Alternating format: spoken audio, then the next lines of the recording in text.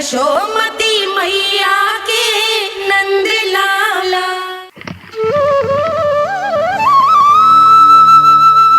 परब्रह्म ईश्वर ने पूरी सृष्टि की रचना केवल एक प्रहर में कर दी थी, किंतु जब उन्होंने स्त्री को बनाया तो उन्हीं परमेश्वर को पूरे 7 दिन और 7 रातें लग गईं, क्योंकि उन्हें स्त्री के व्यक्तित्व में मां बनने की अद्भुत क्षमता का निर्माण करना था, जो अपने तन को असहनीय पीड़ा देकर उसमें से एक नए जीव को जन्म देती है, जो अपने रक्त को दूध बनाकर अपनी संतान का पोषण करती है। वो एक मां ही होती है।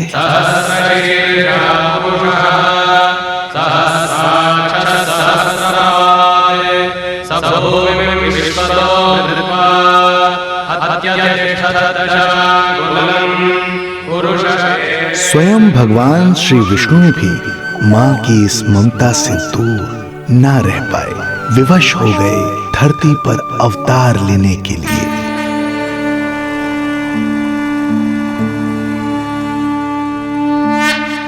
शांताकारं भुजगशयनं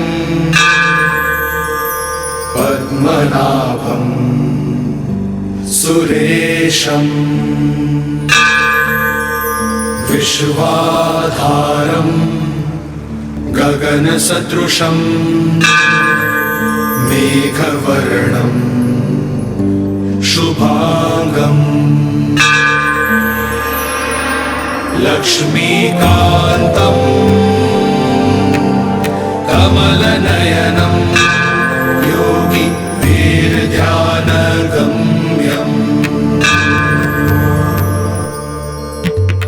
वन्दे विष्णुं भवभयहरं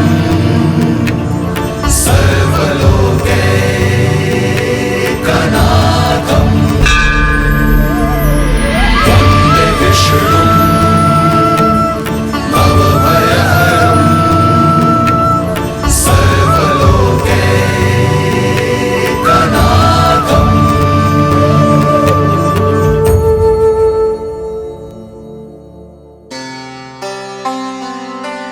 प्रणाम प्रभु। प्रणाम प्रणाम माता।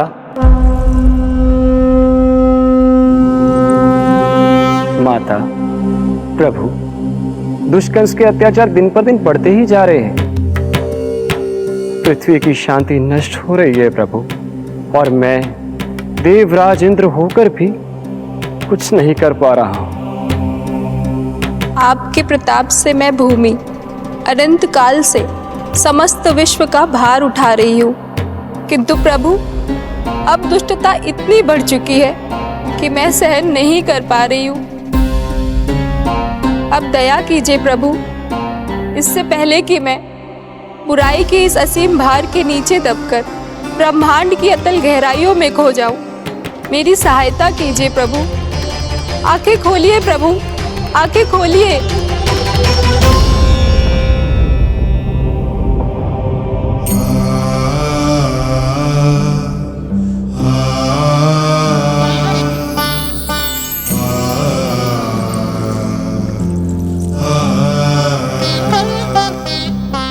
चिंता मत कीजिए, समय की पुकार को अनसुना नहीं करूंगा। मैं आप सबका कष्ट हरूंगा। मैं अवश्य अवतार लूंगा, मैं अवश्य अवतार लूंगा, मैं अवश्य अवतार लूंगा। श्री कृष्ण के रूप में, श्री कृष्ण के रूप में, श्री कृष्ण के रूप में।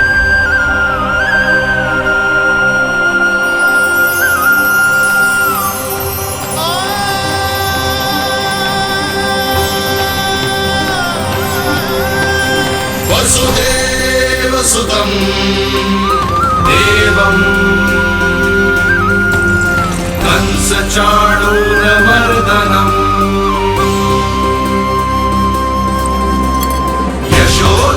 यशोदपरमानन्दम् कृष्णं वन्दे जगद्गुरुम्।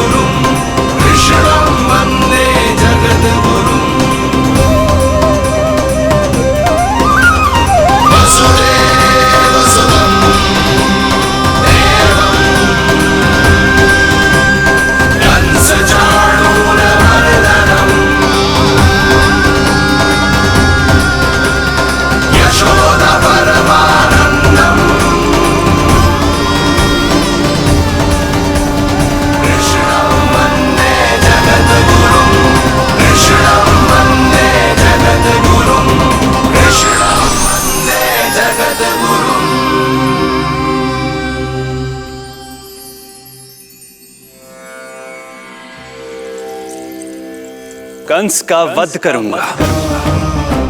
ऐसी परिस्थितियां उत्पन्न करूंगा जिनके कारण इस काल का सबसे बड़ा युद्ध होगा। कुरुक्षेत्र के मैदान में मैं सभी अत्याचारियों को एक साथ समाप्त करूंगा। और इस प्रकार मैं भूमि देवी का भार अवश्य हल्का करूंगा।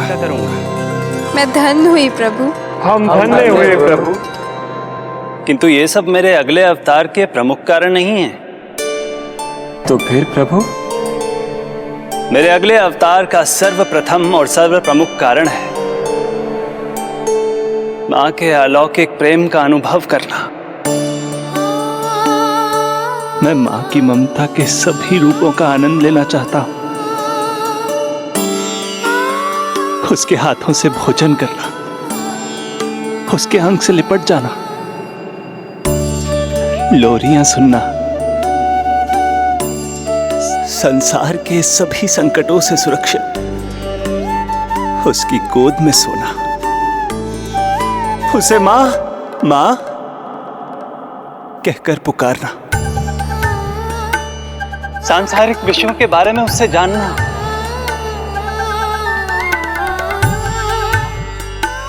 और फिर कोई शैतानी कर उसके आगे आगे भागना,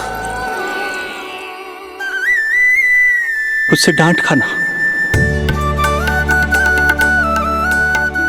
और फिर उसे मनाने के लिए क्षमा मांगना।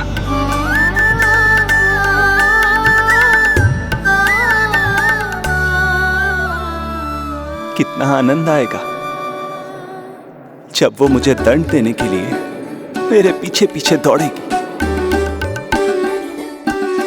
और मैं उस डर से सभी दिशाओं में भागता फिरूंगा। और फिर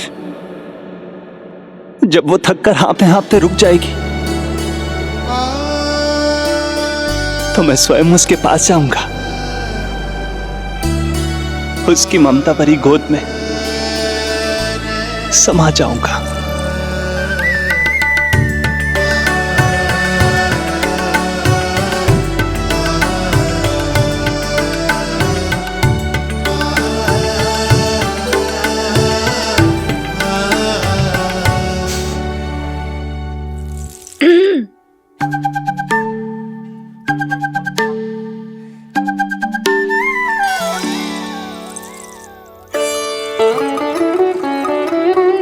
प्रभु, एक प्रश्न है। माँ और संतान के अद्भुत रिश्ते के इस आनंद को आप किसके साथ अनुभव करना चाहते हैं?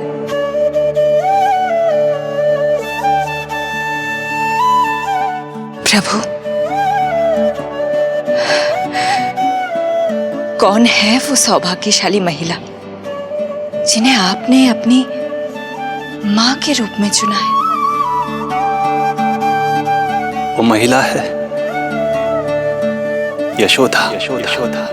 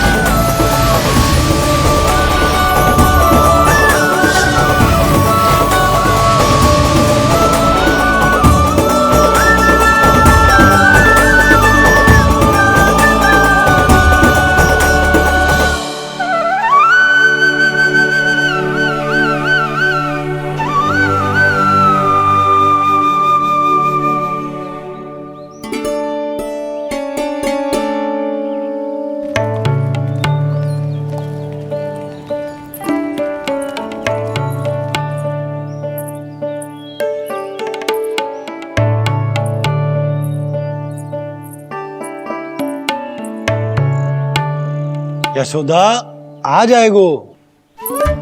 आपके जैसा बड़ा ना है कि रास्ता ढूंढते हुए अपने आप घर लौट आएगो।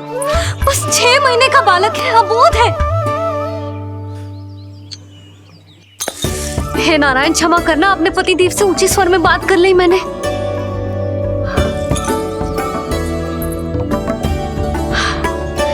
किसी को भी बुद्धि ना है पूरे गोकुल में कि नंद जी का बालक खो गयो है, सुबह सुबह घर से भाग गयो है। किसी को ना पड़ी है कि उसे ढूंढे लेकर आए।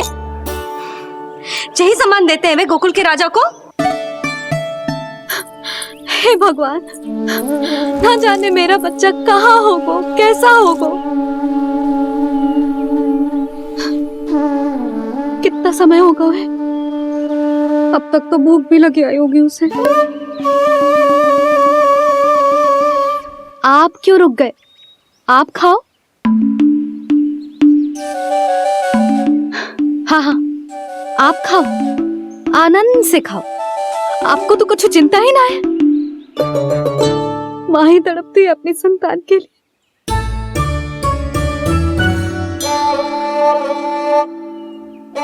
अब क्या खाली पेट काम पे जानो है? क्या कहेंगे सब कि यशोदा अपने पति को भूखा रखे? ना ना, आप खाओ, खाओ ना।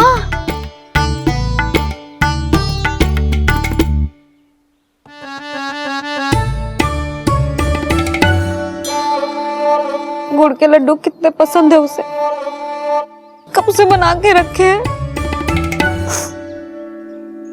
यशोदा, तुम स्वयं क्यों नहीं जाकर ढूंढती उसे?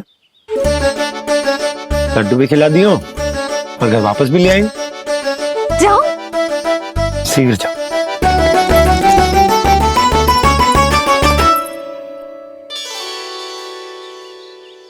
किंतु आप तो खाना खा रहे हो ना पतिदेव? वही तो, मैं खाना खा रहा हूं, परंतु वो भूखा है। तुम जाओ। वो तो भूखा है।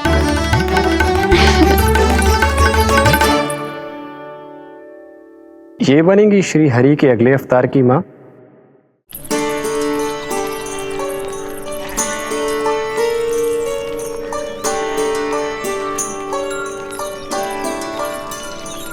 मेरे बच्चे को देखो है ना।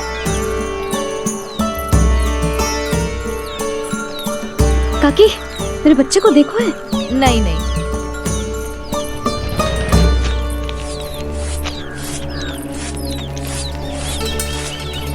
सुमति, मेरे बच्चे को देखो है क्या कहीं? नहीं तो। ना देखो। जानकी, प्रभावती, मेरे बच्चे को देखो है कहीं?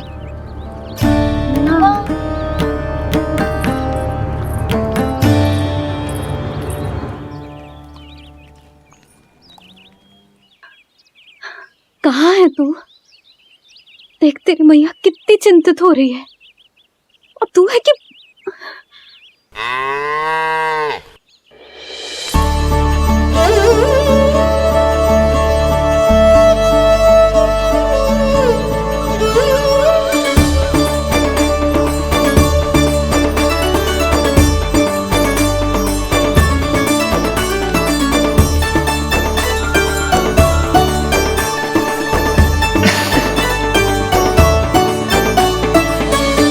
हाँ, अभी तक मैया यशोदा का लाडला यही है, 6 माह का बछड़ा।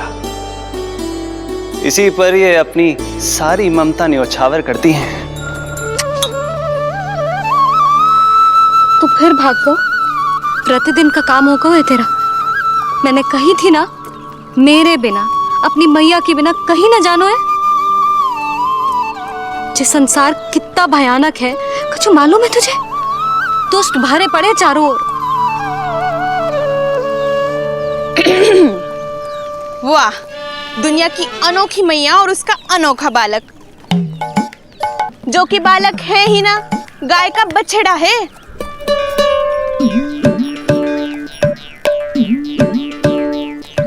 सुलक्षणा, तुम्हारी जे दशा कौन ने की?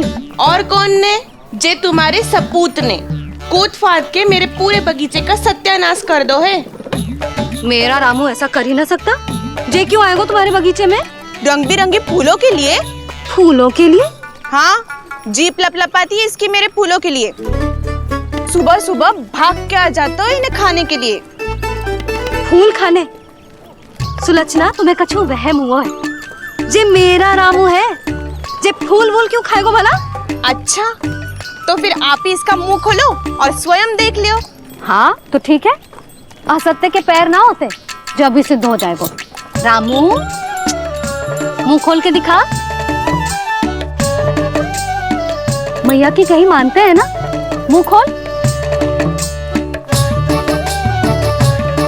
रामू सुलक्षणा चाची को दिखा दे कि तूने उनके फूल ना खाए। चल मुंह खोल, मुंह खोल।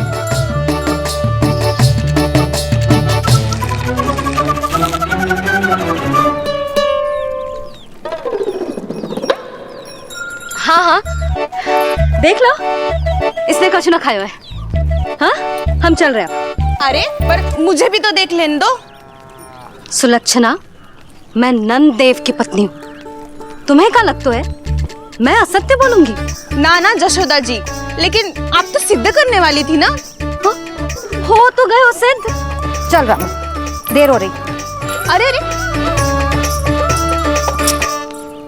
वैसे रामू जी बहुत बुरी बात है, नंद जी का बालक चोरी कर दो।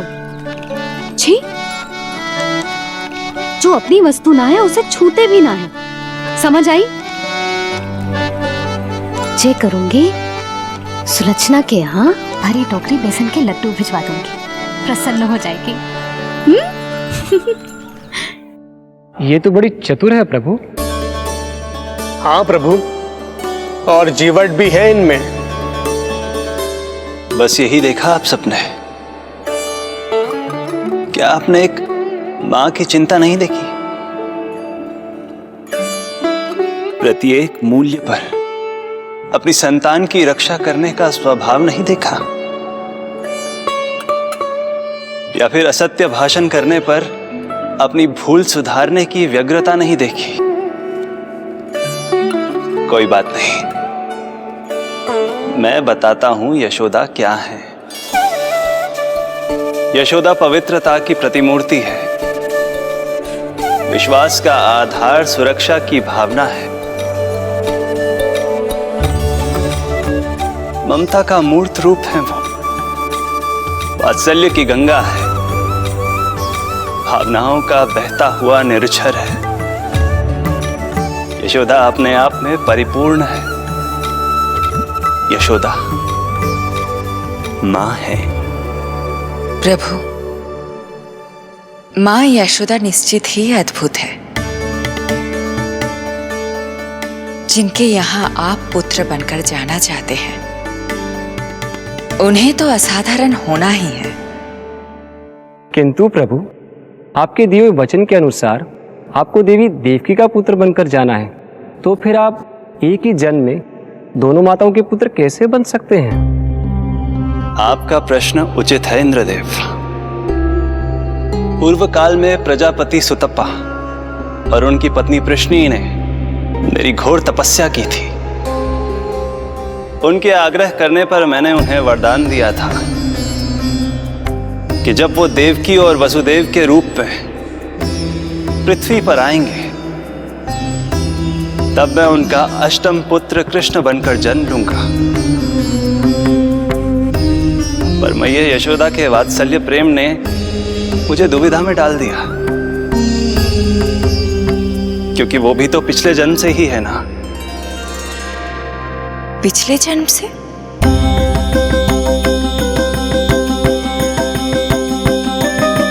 पिछले जन्म में मैया यशोदा 8 वसुओं में से एक श्री द्रोण की पत्नी धरा थी। नमो नारायणाय।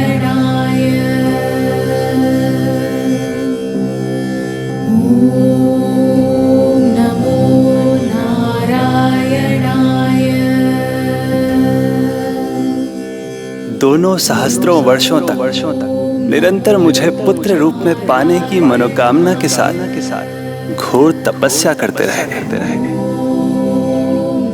अपने तप में वो दोनों इतने लीन थे कि प्रकृति की कोई भी शक्ति उनका ध्यान भंग नहीं कर पाई।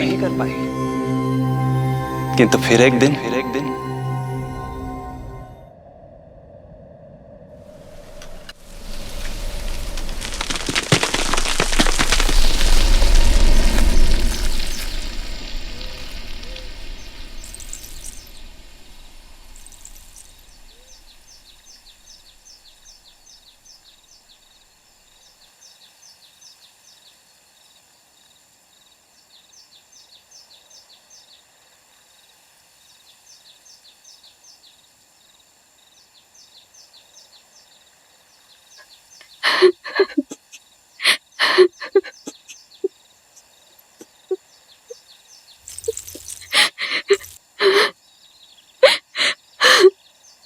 हमारे भक्ति में ऐसी क्या कमी रह गई प्रभु कि अभी तक आपके दर्शन का सौभाग्य नहीं मिला।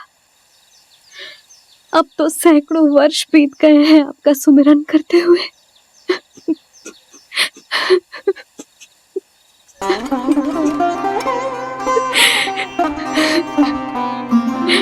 साचा सुमिरन सबसे हरि का, साचा है हरि नाम। साचा सुमिरन सबसे हरि का, साचा है हरि नाम। जिनकी कृपा से बन जाते हैं सबके बिगड़े काम, सबके बिगड़े काम। साचा सुमिरन सबसे हरि का, साचा है हरि नाम। आतुर है आंचल का उपवन, सुनने को पैजनिया छुन छुन। मधुर मधुर तुतलाती बोली, खेले संग संग आँख में चोली। मेरे मुख पे भी दे दो प्रभु ममता भरी मुस्कान। साचा सुमिरन सबसे हरि का, साचा है हरि नाम। भक्त बिना भगवान है जैसे, माता बिन संतान के वैसे। हरि बिन मेरा जीवन सूना, भगवान लाज मेरी रख लो ना। भगवान लाज मेरी रख लो ना।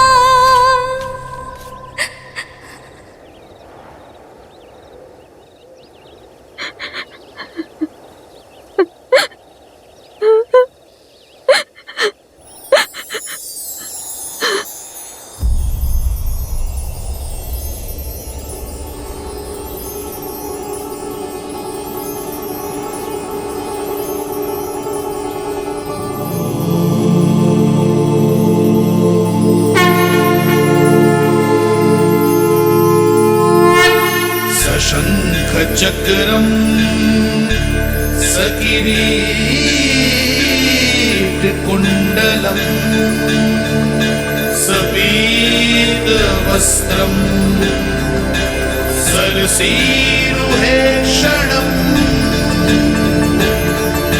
सहार वक्षस्थल शोभितौस्तुभम्,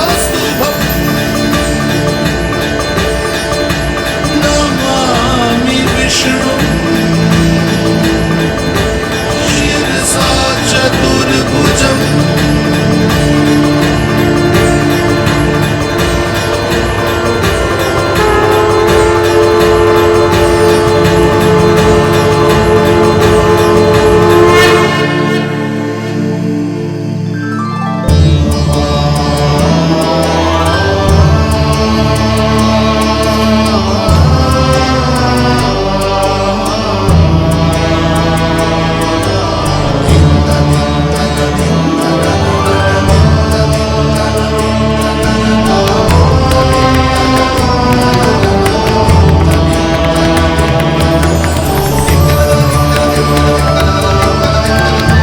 कहिए कहिए, क्या वरदान पाना चाहते हैं आप?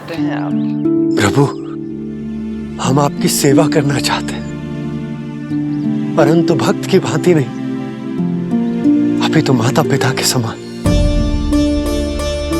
आपका एक पुत्र के रूप में पालन पोषण करें। आप हमें माँ पिता के भांति प्रेम दें और हम आप पर अपनी ममता न्योछावर कर सकें। बस इतनी ही इच्छा है प्रभु।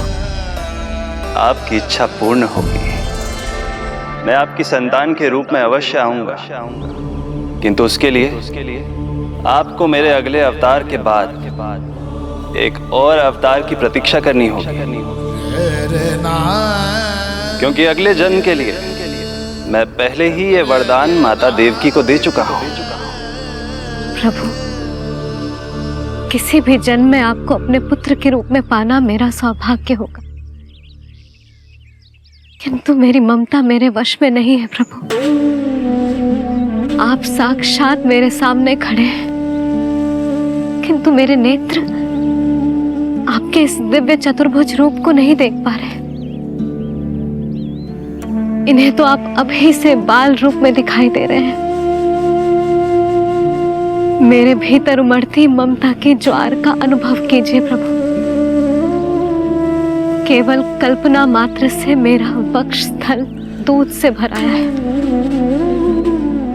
ये गोद तरसने लगी है, मन अभी से लोरिया गाने लगा है। मेरे इस अनुरोध को स्वीकार कीजिए प्रभु, कृपा करें। इस माँ से और प्रतीक्षा ना करवाए प्रभु, और प्रतीक्षा ना करवाए। उस पल माता धरा की ममता भरी भक्ति और प्रेम भाव को देखकर मेरे मुख से भी वो शब्द निकल ही पड़ा जिसे एक बच्चा पहली बार बोलना सीखता है, माँ। माँ,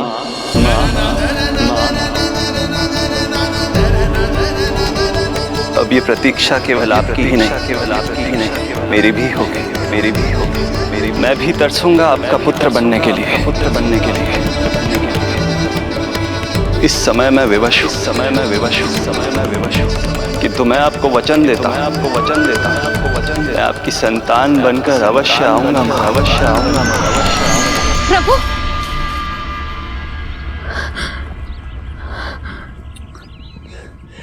धरा, भगवान ने हमारी पुकार सुन ली। वरदान तो सभी भक्तों को मिलता है, परंतु हमें तो हरि का वचन मिला है। वो आएंगे, अवश्य आएंगे।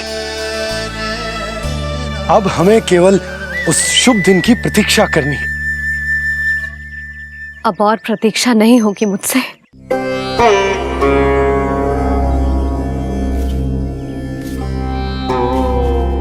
हमने सहस्त्रों वर्षों तक तपस्या की, ये समझ लो कि वो तपस्या अभी शेष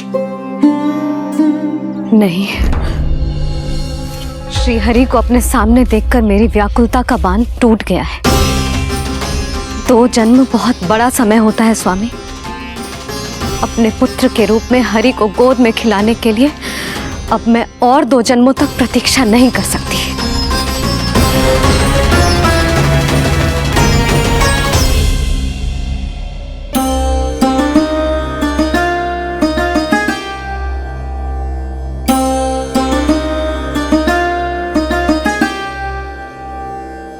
व्यर्थ हरि बिन जग ये सारा, व्यर्थ हरि बिन जीवन धारा। पूजन वंदन व्यर्थ हरि बिन, व्यर्थ धरार जीवन धारा। वरुण देव विनती सुन लीजिए, तन मेरा निर्जल कर दीजिए। हरि के बिन सारा जल तन का सागर सा हो गया है खारा। प्रभु, माता धरा की तपस्या का तेज अत्यधिक है। प्रकृति के पंचतत्व, 5 महाभूत इनकी पुकार सुनने के लिए विवश है।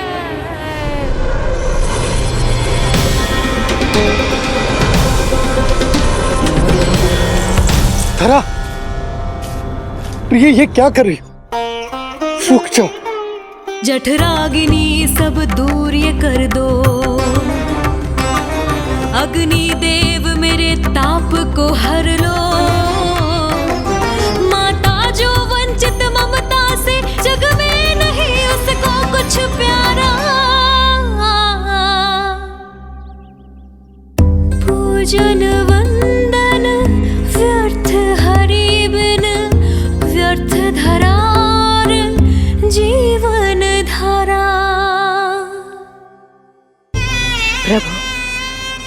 यदि अग्निदेव अपना अग्नि तत्व वापस ले लेंगे तो इनकी पाचन शक्ति नष्ट हो जाएगी और जीवित रहने के लिए शारीरिक तापमान भी अति आवश्यक होता है। यदि वही विलुप्त हो गया तो धरा, तुम्हें मेरी सौगंध मत करो ये। हे भूमाता आकृति दाता, मिथ्या है ये माटी का ढांचा, माटी मुक्त करो इस तन से, जब ना मिला हरि का सहारा। प्रभु, भू तत्व ही तन को भार देता है, उसके बिना ये तो पूरी तरह से ढह जाएंगी। धरा, धरा, ये क्या हो गया? बस करो अब। प्रभु, कुछ कीजिए। मैं संसार का संचालक हूं देवी। नियमों का पालन करने के लिए मैं भी बाध्य हूं। जो वचन मैं पहले ही माता देवकी को दे चुका हूं, यदि मैं चाहूं तो भी उसे तोड़ नहीं सकता।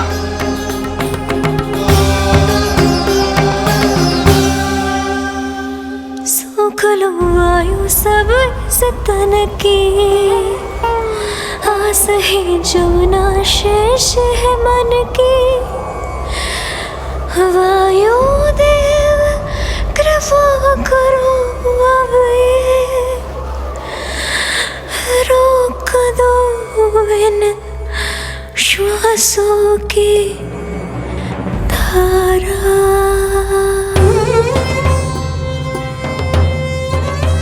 प्रभु, प्राण वायु के बिना प्राणों का बचना संभव नहीं।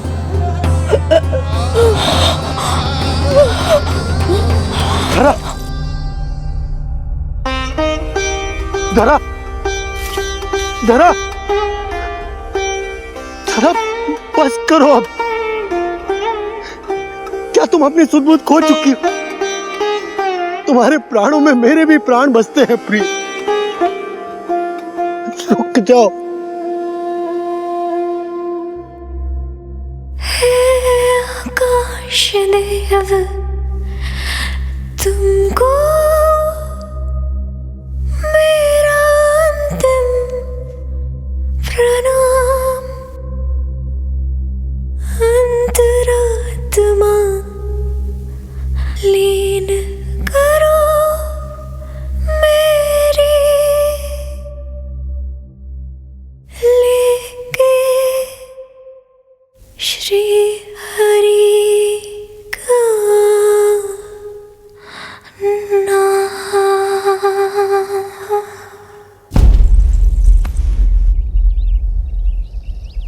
धरा,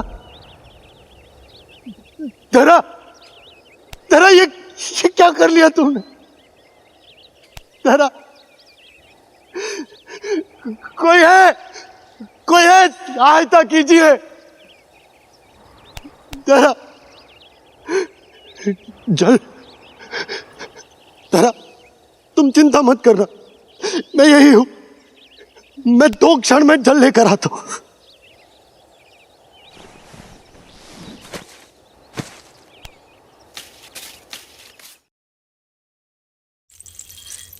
प्रभु, आप नियमों से तो अवश्य बंधे हैं, परंतु आप लीलाओं के स्वामी हैं। कोई तो उपाय निकालिए। आपने इन्हें मां कहकर पुकारा है। मां की प्राण रक्षा पुत्र नहीं करेगा तो और कौन करेगा?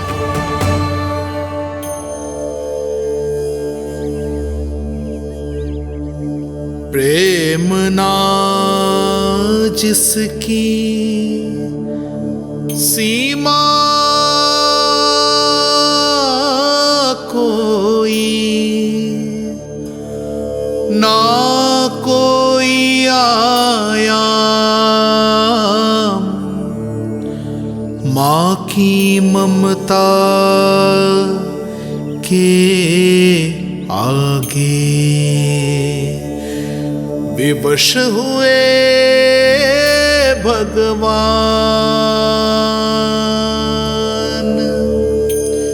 विवश हुए भगवान।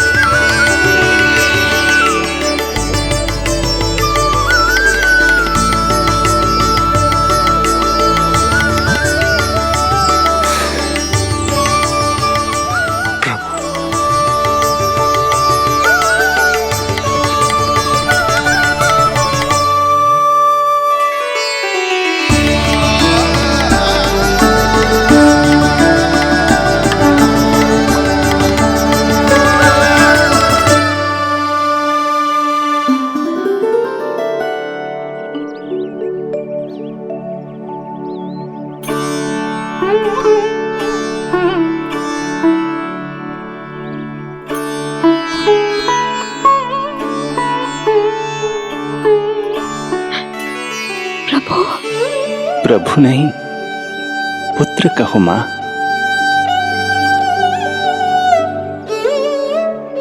पुत्र, मेरा पुत्र, मेरा पुत्र।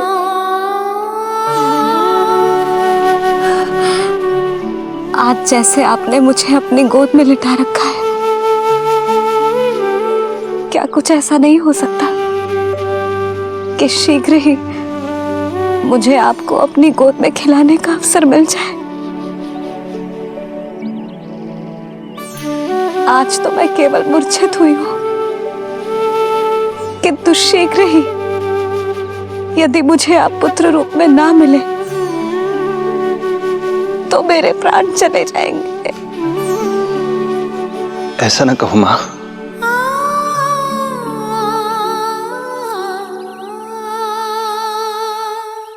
माता देवकी को मैं पहले ही वचन दे चुका हूं, इसलिए विधि के विधान के अनुसार मुझे उन्हीं का पुत्र बनकर जन्म लेना होगा।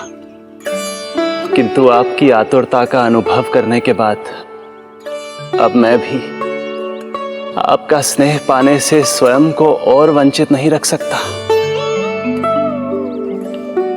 आपने वरदान मांगा था कि आप पुत्र की भांति मेरा पालन पोषण करना चाहती हैं, इसलिए यदि आप उचित समझे तो आप अगले जन्म में ही अपनी इच्छा पूर्ण कर सकती हैं। जिस आयु में संतान को अपनी मां की ममता के आंचल की आवश्यकता सबसे अधिक होती है, उस आयु में अर्थात अपने जन्म के प्रथम दिन से 10 वर्षों तक मैं आपके साथ रहूंगा। किंतु फिर मुझे अपनी जन्म देने वाली मां माता देवकी के पास लौटना होगा। ऐसा करने से मैं उन्हें दिया वचन भी निभा पाऊंगा और आपकी ममता का सौभाग्य भी प्राप्त कर पाऊंगा। यदि आपको स्वीकार हो तो। स्वीकार है, स्वीकार है प्रभु, सहर्ष स्वीकार है। एक माँ और पुत्र का नाता केवल उसके कोख से जन्म लेने से ही नहीं बनता, ये नाता तो ममता से बनता है। और मैं अपनी ममता आप पर न्यौछावर करने के लिए आतुर हूं। यशोमती मैया के नंद लाला, यशोमती मैया के नंद लाला, यशोमती मैया के नंद लाला, यशोमती मैया के नंद लाला। तो इस प्रकार परमपिता परमेश्वर श्री हरि विष्णु एक ही जन्म में दो माताओं का पुत्र बनने के लिए उत्साहित भी थे और भावुक भी। किंतु जगत माता श्री लक्ष्मी और अन्य सभी देवगण ये जानना चाहते थे कि श्री हरि ये अभूतपूर्व कार्य कैसे करेंगे। भगवान बोले, ये सब संभव होगा उसके कारण जो मेरे अगले जन्म की कथा का मुख्य पात्र है, कंस।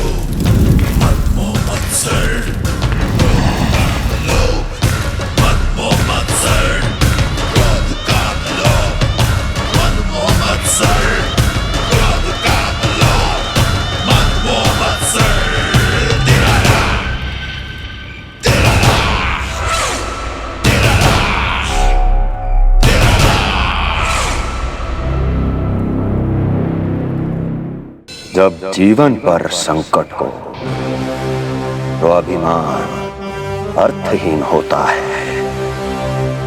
जब प्राणों पर बनाए तो सम्मान स्वाभिमान सब निरर्थक होता है। इन व्यर्थ के मूल्यों को बीच में मत आने दो। और दया उसे तो बिल्कुल नहीं। मार डालो साधु संत ऋषि मुनि स्त्री वृद्ध, चाहे वो नवजात शिशु ही क्यों ना हो। किंतु हाँ, यदि शत्रु भारी पड़ने लगे, पराजय सामने दिखाई देने लगे, तो उसी क्षण शत्रु के पैर पकड़ लो और अपने प्राणों की भिक्षा मांग लो। अहंकार को आड़े मत आने दो। अग्नेः शेषम ऋणः शेषम शत्रुः शेषम तथैव च पुनः पुनः प्रवर्धेत तस्मात् शेषम न कार्येत। अर्थात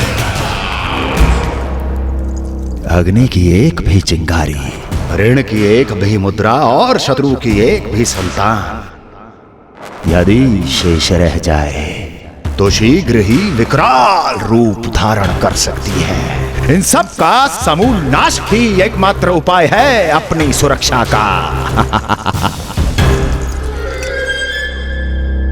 इसलिए कहता हूं, साम दाम दंड भेद कोई भी युक्ति क्यों ना लगानी पड़े, शत्रु के प्राणों का हरण ही परम उद्देश्य होना चाहिए। छोड़ो मत, फिर चाहे वो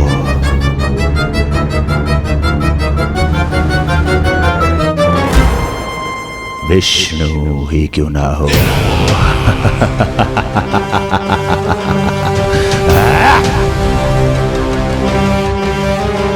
यही थी कंस की दिनचर्या। वो प्रतिदिन स्वयं को स्मरण कराता था कि स्वार्थ के लिए किसी भी सीमा को तोड़ने में कुछ अनुचित नहीं है। तभी तो राजगद्दी प्राप्त करने के लिए उसने अपने पिता महाराज उग्रसेन को भी नहीं छोड़ा था। पिताजी,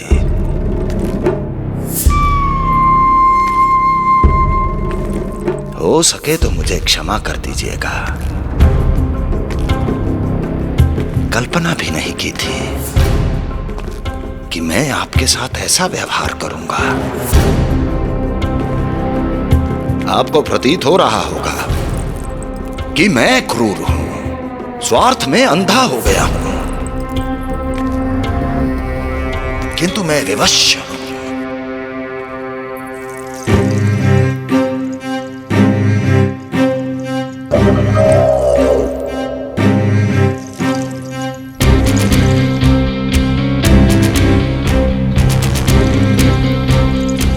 आज से सत्ता का ये भार अब मुझे उठाना पड़ेगा पिताजी,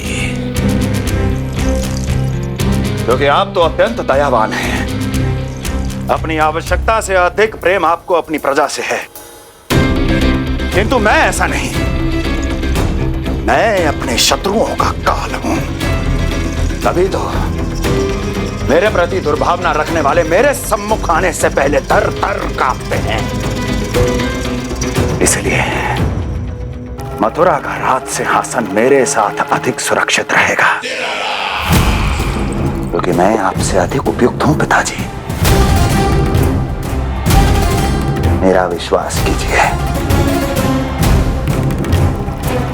हृदय पर गोवर्धन पर्वत रखकर मुझे यह निर्णय लेना पड़ रहा है पिताजी।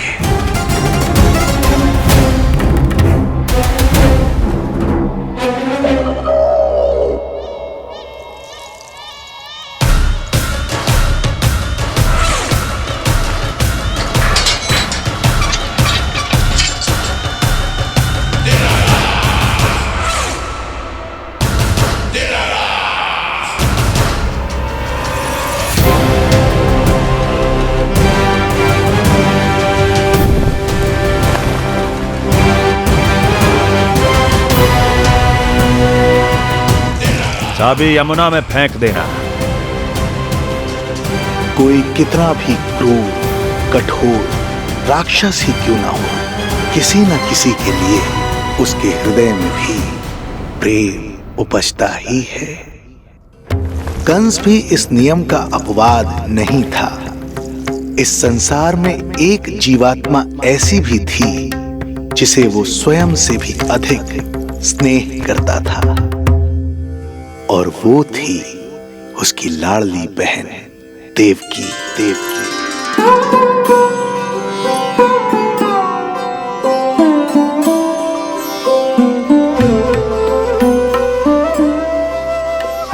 देवकी के लिए कंस एक राजा नहीं, मात्र भाई था, जो अपनी बहन की छोटी सी मुस्कुराहट के लिए आकाश पाताल एक कर सकता था। अत्यंत धूमधाम से उसने अपनी देवकी का विवाह यादवराज वसुदेव के साथ संपन्न करवाया। रुको, रुको।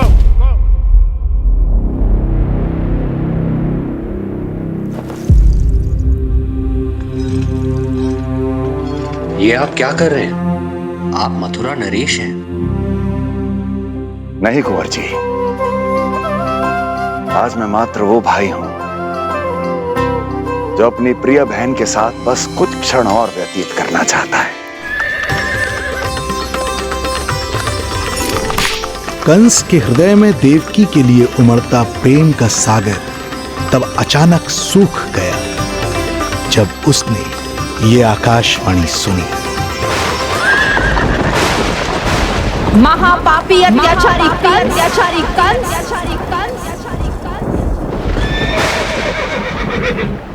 जिस देवकी को तू इतने प्रेम से ससुराल ले जा रहा है, वही तेरे अंत में सहायक होगी। तेरा काल तेरी प्रिय बहन के गर्भ से उसकी 8वीं संतान बनकर जन्म लेगा और तेरा विनाश करेगा, विनाश करेगा, विनाश करेगा।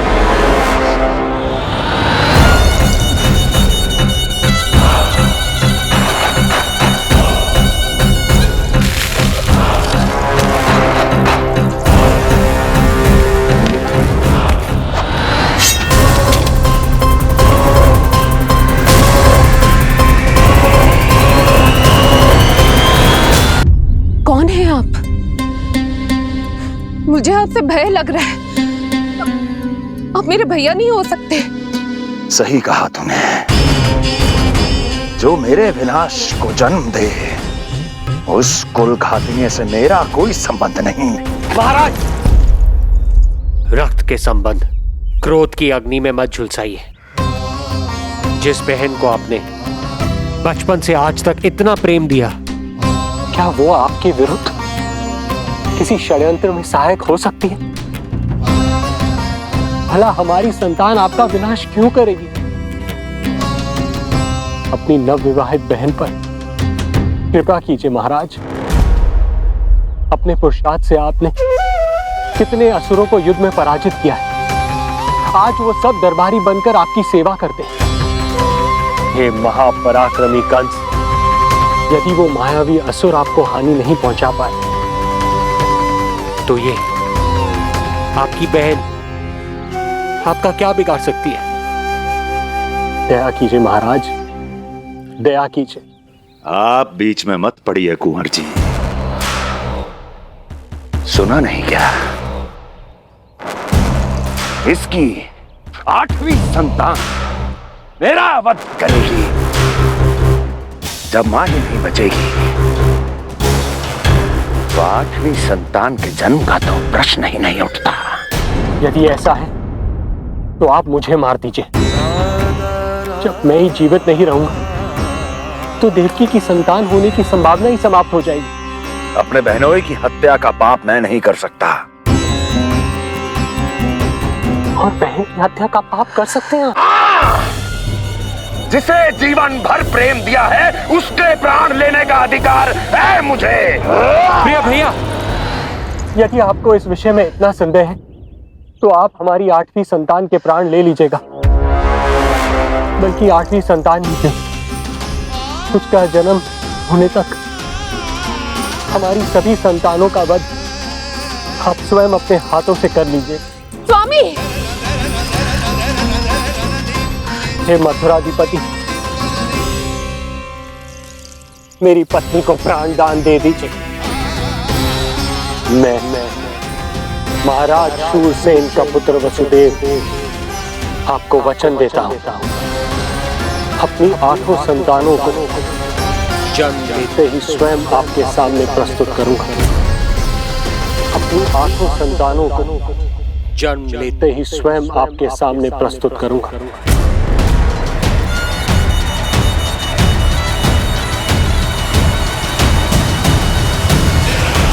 बधाई हो कुंवर जी। अपनी पत्नी के प्राण बचाने में आप सफल हुए, किंतु आपकी संतानें इतनी भाग्यशाली नहीं होंगी। वचन स्मरण रहे।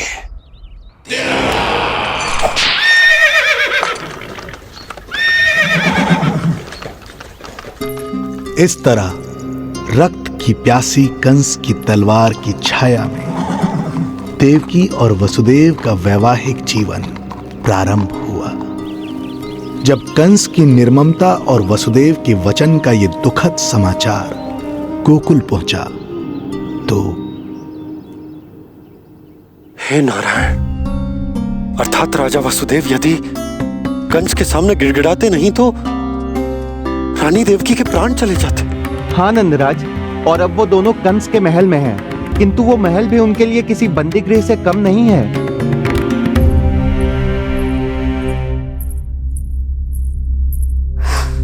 एक भाई अपनी बहन के साथ ऐसा करने की सोच भी कैसे सकता है? मेरा बस चले तो उस दुष्ट कंस को मटके में डाल के इसे घोट के रख दूं, जैसे मलाई घोट के माखन निकाला जाता है।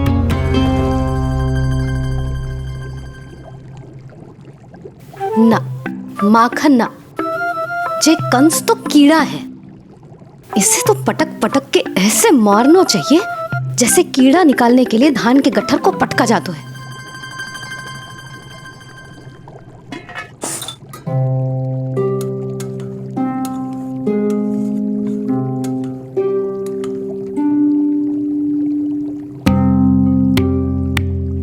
किंतु जब रोहिणी जिज्जी को पता चलेगा तो वो तो अपने आप को ही दोष देंगे, क्योंकि बालक ना होने के कारण उन्होंने ही वसुदेव जी को राजकुमारी देवकी के साथ दूसरा विवाह करने पर विवश किया था। हे ईश्वर, जिस सुख के लिए रोहिणी जिज्जी ने पत्नी जीवन का सबसे बड़ा त्याग किया था, जब उन्हें पता चलेगा कि वही सुख उस क्रूर कंस ने छीन के मटिया मेट कर दिया है, तो कितना कष्ट पहुंचेगा।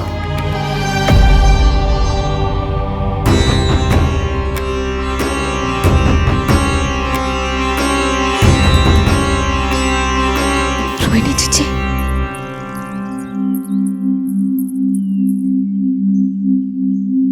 गोप नरेश, कृपया मुझे अपने भैया के पास ले चलिए। संकट के समय मुझे उनके साथ होना चाहिए। किंतु भाभी, पता चलो है वसुदेव भैया और देवकी भाभी कंस के महल में कड़े पहरे में रखे गए। पति पत्नी एक दूसरे का संबल होते हैं।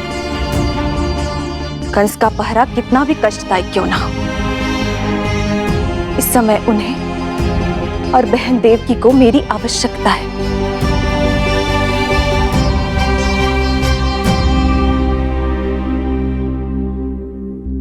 ये मेरी विवशता है।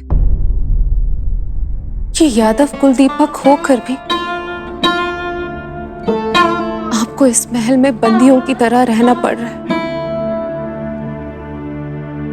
और मैं कुछ कर भी नहीं पा रही। काश आपने मुझसे विवाह ही ना किया होता। तो क्या मैं अपने भाग्य से भाग पाता देवकी? पूर्व जन्म के कर्मों के फलस्वरूप जो हमारी नियति में लिखा है वो तो हमें भोगना ही है। श्री हरि क्या करते हैं, कब और क्यों करते हैं, ये दुख हमारे जीवन में किस उद्देश्य से आए हैं, इन रहस्यों का पता लगा पाना हम मानवों के लिए संभव नहीं है देवकी।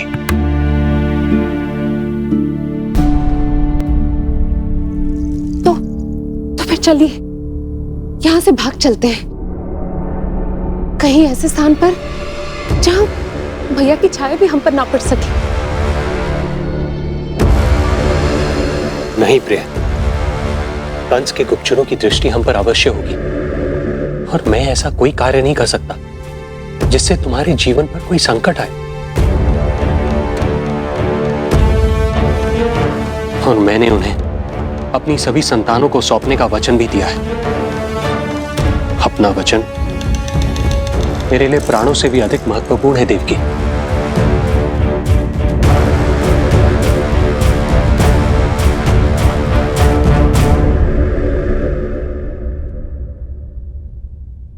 राजन, राजकुमारी, गोकुल से रानी रोहिणी और गोपराज नंद पधारे हैं।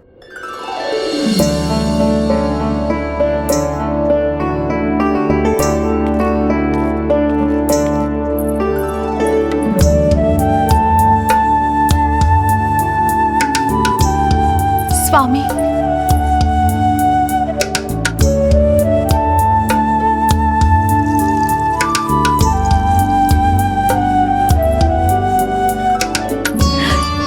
बहन, दीदी,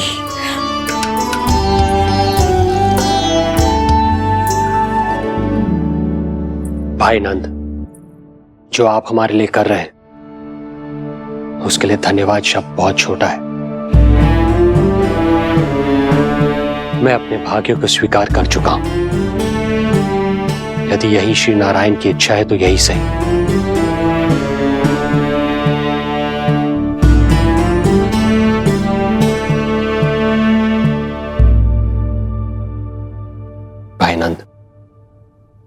इस समय मथुरा का वातावरण अनुकूल नहीं है। आपको जाना चाहिए। यशोदा भाभी भी चिंतित हो रही होंगी। उनसे कहिएगा हम यहां सुरक्षित हैं अभी तक।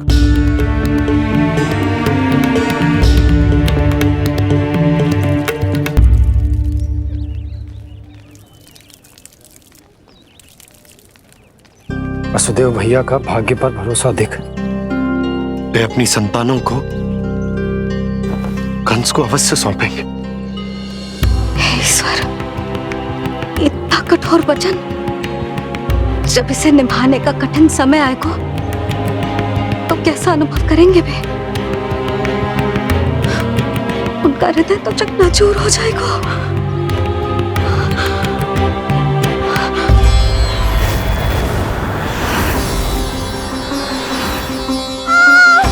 सब्र से सब ठीक हो जाएगा। देवकी, मैं महाराज शूरसेन का पुत्र वसुदेव आपको वचन देता हूं, अपनी 8 संतानों को जन्म देते ही स्वयं आपके सामने प्रस्तुत करूंगा।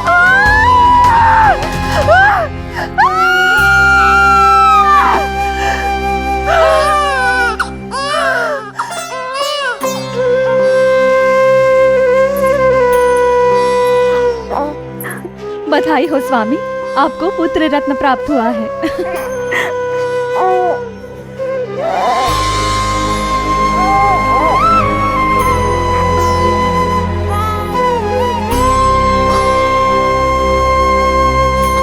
महाराज को पता चला तो क्या होगा?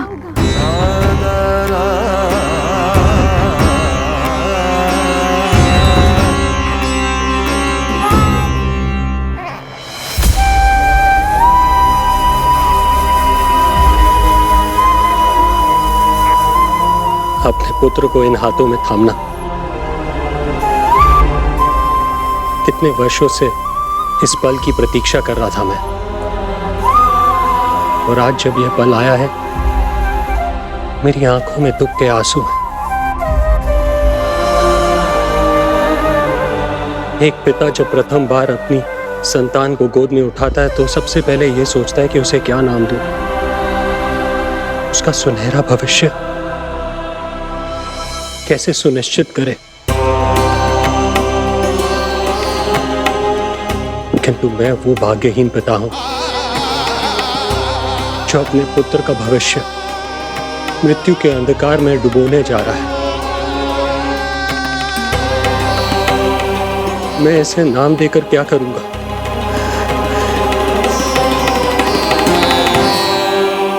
क्या आपके वचन का महत्व आपके पुत्र के प्राणों से अधिक है स्वामी?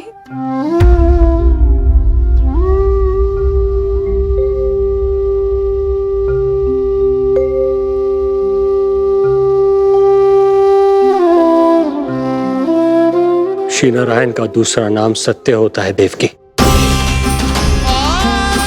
तुम ही कहो, मैं श्री नारायण से विमुख कैसे हो जाऊं?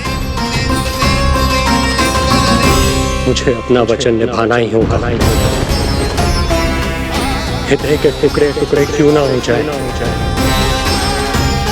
मुझे इसे कंस तक ले जाना ही होगा।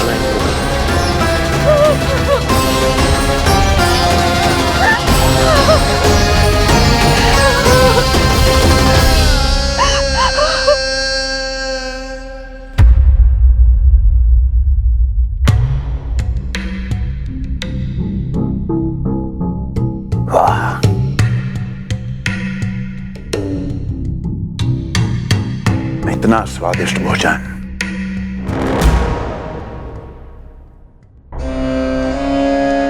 किसी विशेष इच्छा की पूर्ति के लिए मुझे सम्मोहित तो नहीं करना चाहती?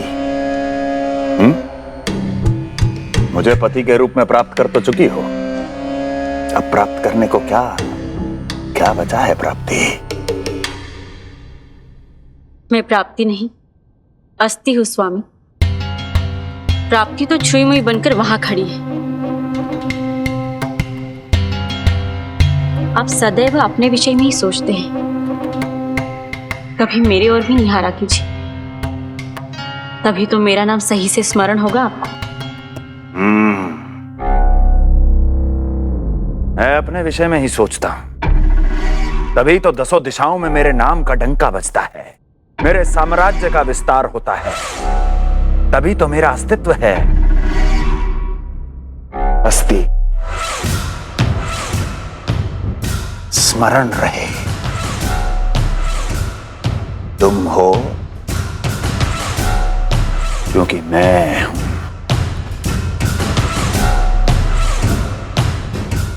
वन में यदि सिंह न हो तो उसके आश्रिति पर गीदड़ भी आक्रमण कर देते हैं।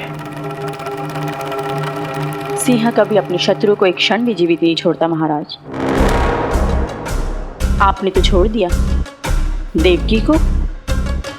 सिंह नहीं, आप वो गाय हैं जो अपनी कसाई से अथाह प्रेम करती है।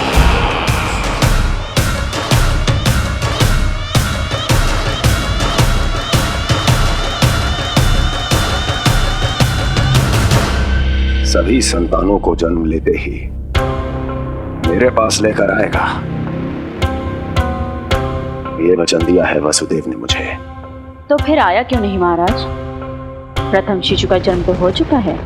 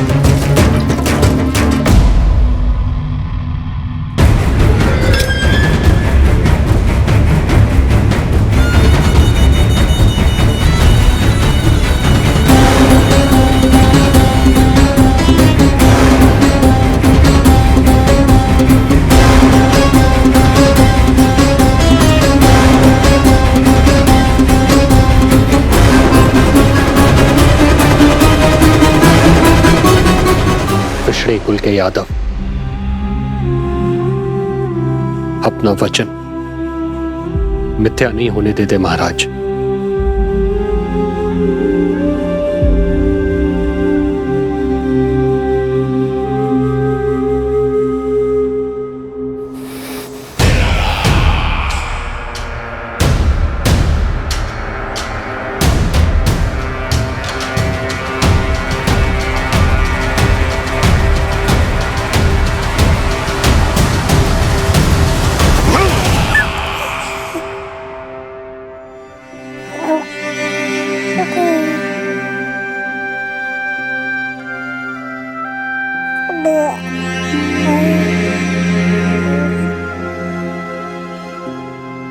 ये देवकी का पुत्र है, मेरी बहन जो मुझे प्रिय हुआ करती थी, उसका प्रथम पुत्र है ये, मेरा प्रथम भांजा।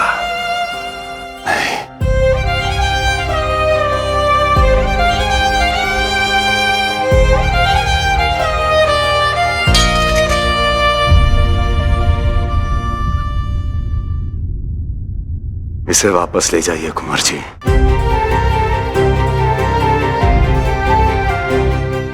देवकी की प्रथम संतान से मुझे कोई संकट नहीं।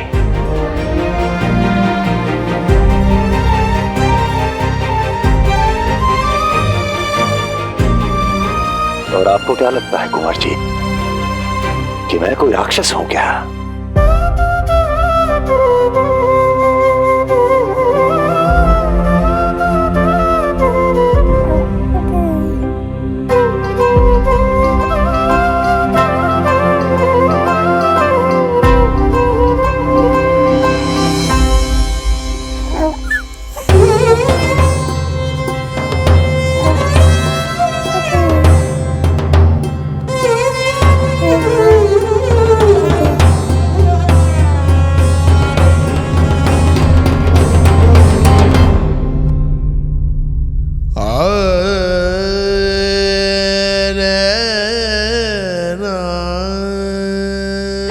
उसे अपनी गोद पे भी नहीं उठा पाई थी दीदी। उसका वो सुकुमार मुख मेरी स्मृति से जा ही नहीं रहा। वो मधुर रुदन अभी तक मेरे कानों में गूंज रहा है। मैं तुम्हारी पीड़ा का अनुमान लगा सकती हूँ देवकी। मैंने उसे जन्म नहीं दिया था, फिर भी मेरे कान अभी तक उसके रुदन की ध्वनि सुन रहे हैं। क्योंकि ये अपनी माओ को पुकार रहा है। तुम्हारे भैया ने हमारे पुत्र को प्राणदान दे दिया देवकी।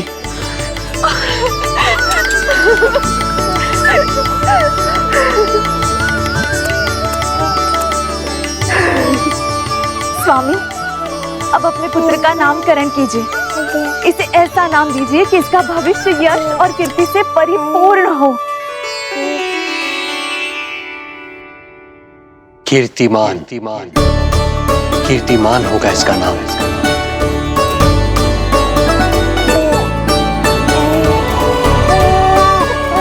कीर्तिमान।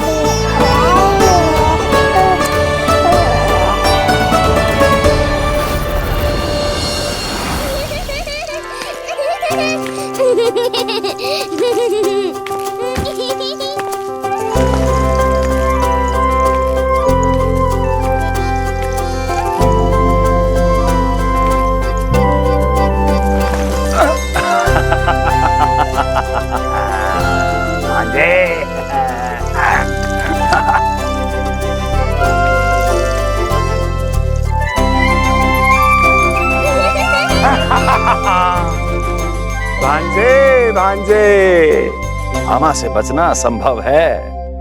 मामा जी, आपकी भुजाओं में कितना बल है, मुझे पीड़ा हो रही है। मेरा दूसरा हाथ पकड़ लीजिए। तुझे पीड़ा हो रही है? ये ले।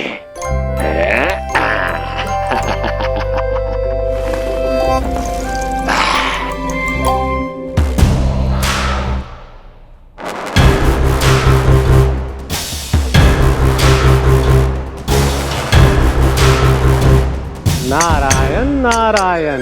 मामा जी मूर्ख बन गए, मामा जी मूर्ख बन गए, मामा जी मूर्ख बन गए। इतना दुस्साहस! जा खेल। अब मामा जो है देवर्षि के साथ मंत्रणा करेंगे। जा खेल। क्योंकि अत्यंत महत्वपूर्ण ना हो तो देवर्षि हमारे द्वार पर आने का कष्ट नहीं उठाएंगे। कहिए देवर्षि, कैसे आना हुआ? मैं तो बस आपको ये अद्भुत कमल पुष्प भेंट करने आया था महाराज। इसे देखते ही मुझे आपका स्मरण हुआ था। मानो ये मुझे पुकार कर कह रहा हो, मुझे महाराज कंस के पास ले चलिए। इसमें तो कुछ भी विशेष नहीं है देवर्षि। इसमें 8 पंखुड़ियां हैं महाराज, और 8वीं पंखुड़ी सबसे विशेष है। यदि विश्वास न हो तो आप स्वयं गिनकर देख लीजिए।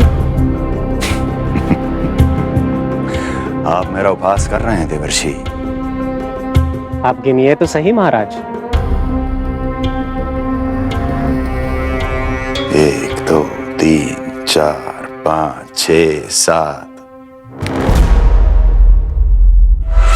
8। क्या आप निश्चित रूप से कह सकते हैं कि यही 8वीं पंखुड़ी है? विचार कीजिए महाराज। क्या आप बिना किसी शंका के कह सकते हैं कि कौन सी पंखुड़ी पहली है और कौन सी 8वीं? क्या आप पूर्ण विश्वास के साथ कह सकते हैं कि कौन प्रथम है और कौन अंतिम? फिर चाहे वो पंखुड़ी हो या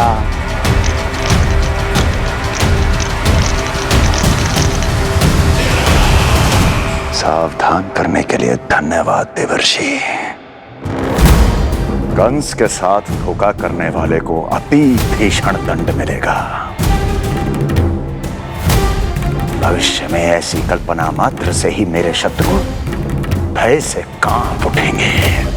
मथुरा नरेश, मैं तो मात्र पंखुड़ियों की बात कर रहा था। यदि आपने कुछ और समझ लिया है तो उसका उत्तरदायित्व मेरा नहीं है। नारायण नारायण।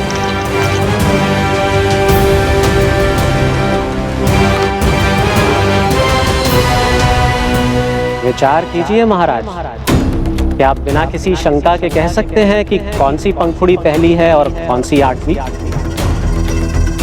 क्या आप पूर्ण विश्वास के साथ कह सकते हैं कि कौन प्रथम है और कौन अंतिम? फिर चाहे वो पंखुड़ी हो या... मामा जी मूर्ख बन गए, मामा जी मूर्ख बन गए, मामा जी मूर्ख बन गए, मामा जी मूर्ख बन गए।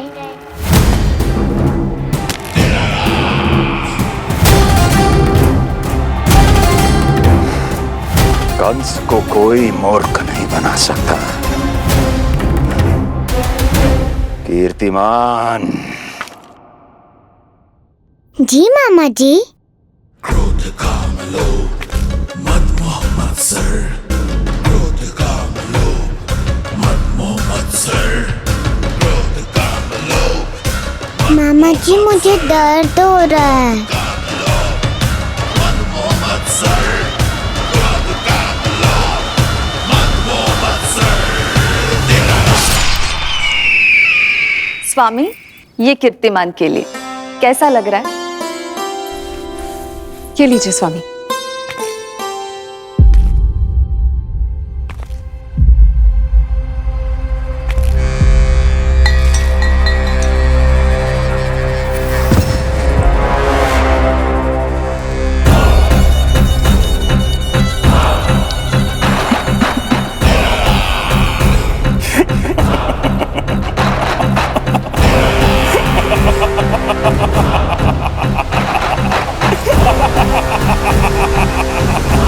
नेत्रों के सामने अपनी संतान की हत्या होते हुए देखना कितना पीड़ादायक रहा होगा ये दृश्य। किंतु प्रभु, यदि देवर्षि नारद कंस के हृदय में संदेह का बीज न बोते तो कंस ऐसा कभी नहीं करता। तो फिर उसे उकसाए ही क्यों देवर्षि ने? आप भूल गए देवराज, समस्त संसार में जो भी होता है मेरी इच्छा अनुसार ही होता है। यही प्रश्न नारद ने भी मुझसे पूछा था।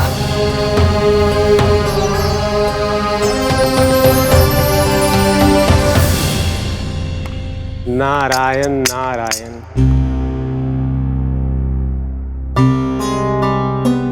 छोटे से बालक की इतनी निर्मम हत्या और माध्यम बना मैं। प्रभु, ये कैसी लीला है आपकी? अभी तो देवकी की 5 और संतानों की हत्या होना शेष है नारद। अब से कंस शिशुओं के जन्म लेते ही उनकी हत्या कर देगा। यदि जन्म के तुरंत बाद ही मृत्यु होनी है तो जन्म का लाभ ही क्या है प्रभु? यही विधि का विधान है नारद। कीर्तिमान और शेष 5 बच्चे श्रापग्रस्त हैं। जन्म के कर्मों के अनुसार अल्पायु होना उनकी नियति है। उनकी मृत्यु के बाद ही शेषनाग के अंश के रूप में बलराम और मेरे अंश के रूप में श्री कृष्ण का अवतार संभव होगा। नारायण नारायण।